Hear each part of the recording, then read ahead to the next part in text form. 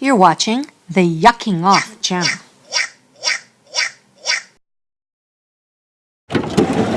Hey, I'm Ali Hassan here in the heartland of hockey, Toronto, Ontario. It's actually Montreal, but who's counting? Let me yuck off in front of you right now.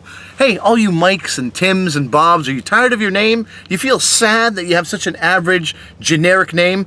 Don't. Feel grateful, all right? When my son was about to be born, we had my Pakistani mother trying to help him, trying to help all of us by naming him. That was not helpful. You don't want to get anywhere near that woman when it's time to name somebody, all right? The first name she emailed me, F-A-I-Q. I was like, fake? She said, no, it's pronounced Faik. I'm like, yeah, that's not going to roll off the Canadian tongue, Mom. Thanks anyway, we're going to use the internet.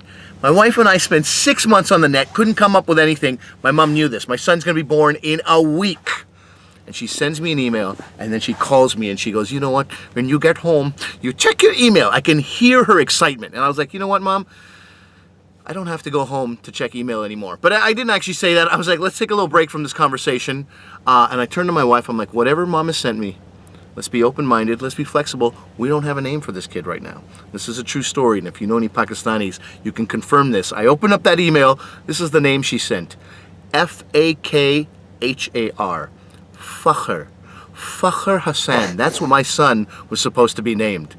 Phoned my mom. I'm like, are you crazy? That was an improvement on fake? Fakhr? It's a good name. I'm like, no, it's a name that's going to get him murdered in monastery school. That's what kind of name it is. And she was like, well, I don't see the problem. It's a good...